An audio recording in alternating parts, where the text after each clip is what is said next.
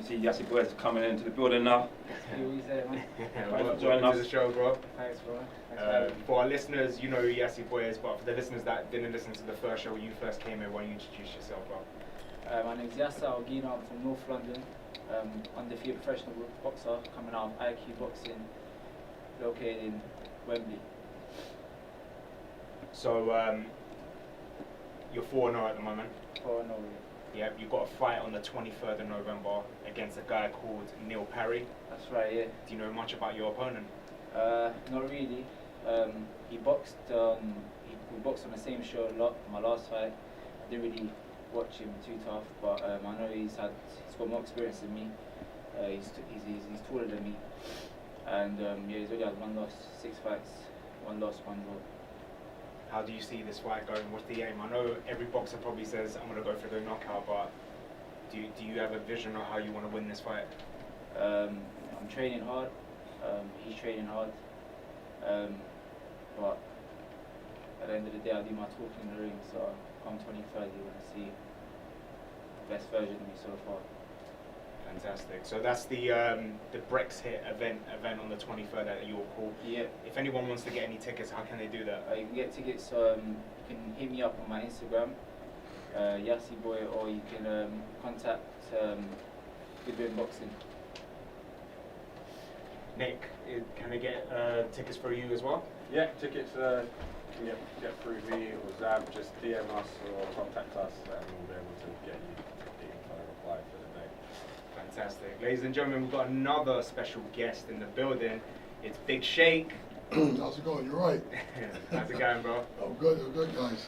So, Bigshake, you're making your debut on the 30th of November on the Yusuf Kamari card. Absolutely, yeah. How are you feeling about the house camp going? How's training going? Camp's going well, training's going well. You know, I'm excited about it. You know, I don't know what to say.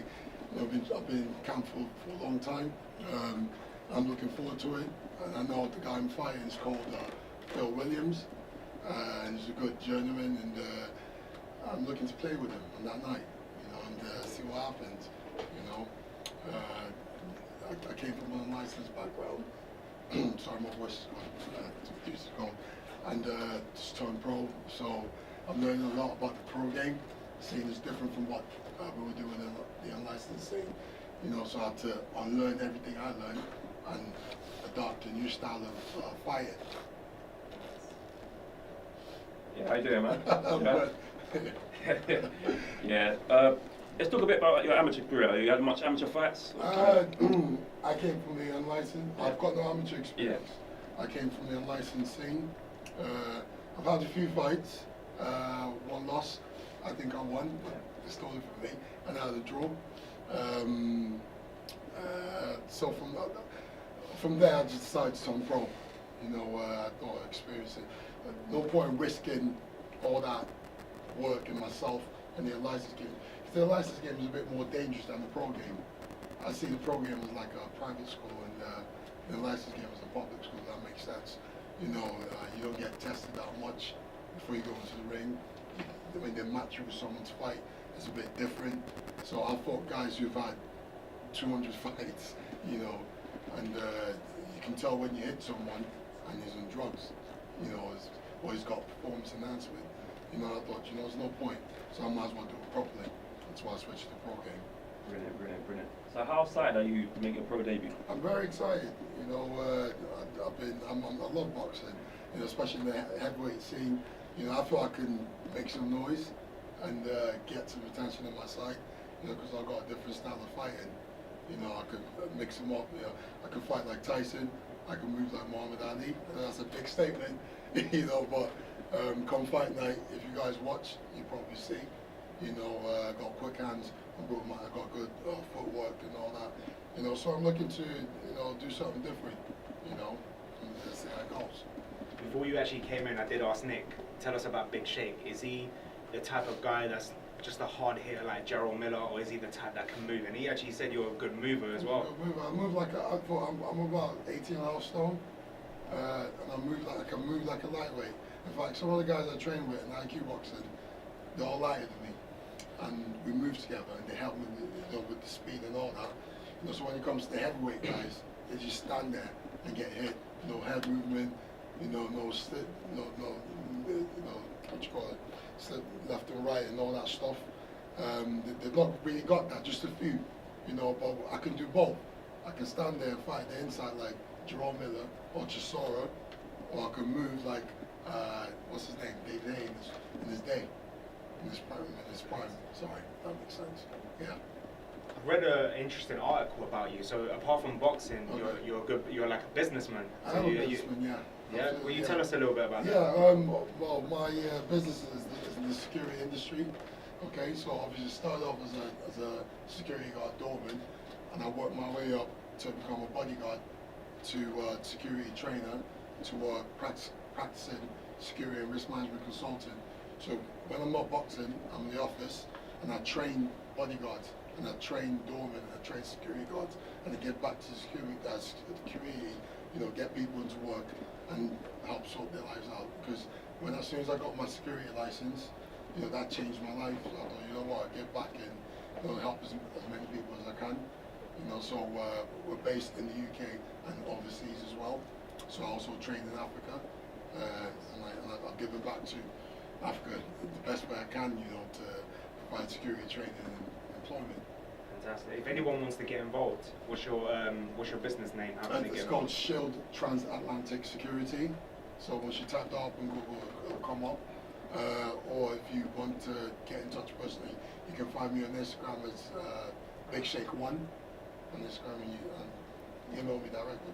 Send me a message and I'll respond and can help out.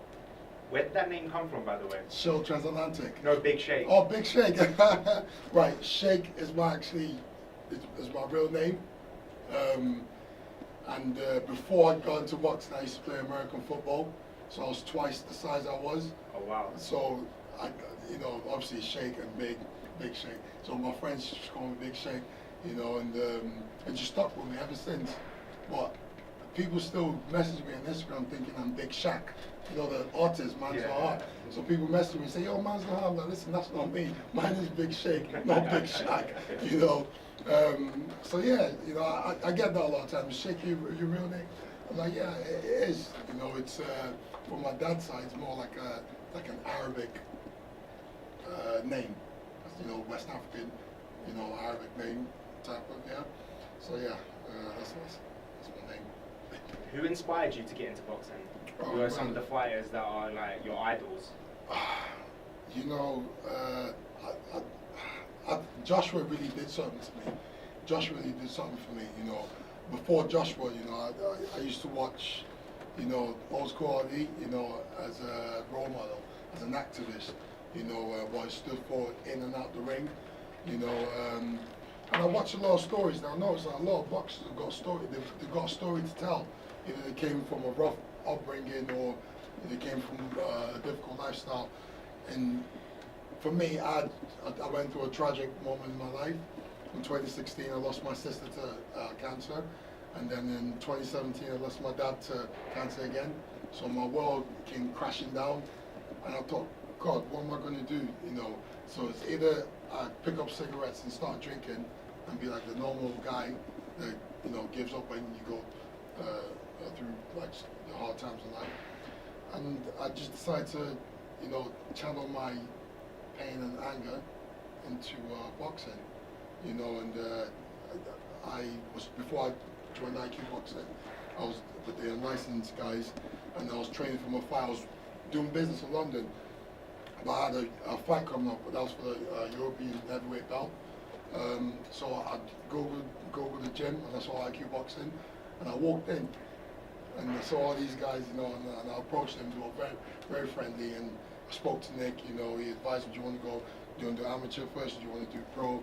And I thought, you know what, I survived more in the deep end, so I decided to turn pro. And from there it's helped me out. I've lost weight, I've channeled my energy to the right place, and I'm all right now.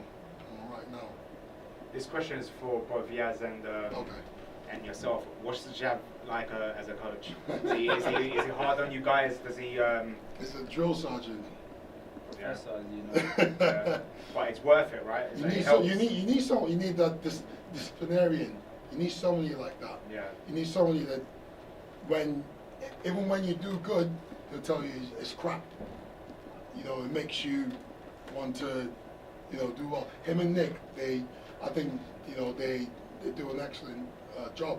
You need people like that around you, you know, you know, because the gyms, they're all grown men, you know, so you need people around you that would, you know, tell you how it is and point you in the right direction. You know, I don't know, what do you think, guys? Yeah, I think he's right. I mean, to be fair, before I turned pro, I had a look at a few different coaches, and I was training with one other coach from Boxer, and it wasn't clicking. And then one of my guys, Andy, told me to have a look at Zav.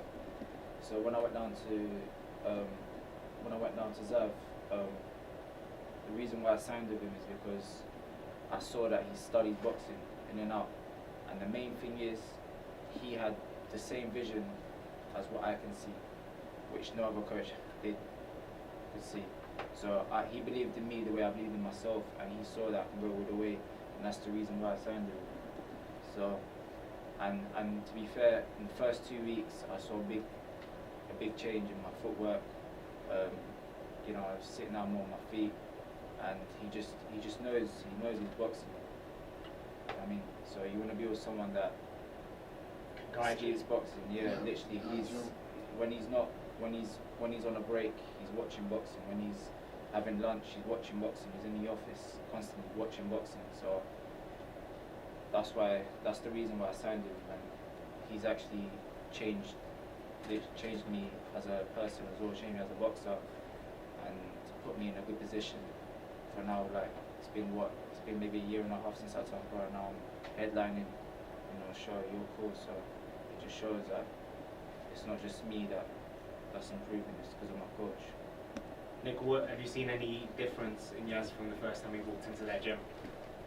Definitely. Obviously, I know Yasser from the amateur days, and one thing Yasser definitely liked in the amateur days was the war. He liked to tear up even when he was nice and comfortable. But I think since he's come down to the gym, this is testament to Zav especially, because we spend a lot of time, myself and Zav, talking about each fighter and, you know, what are their pros, what are their cons.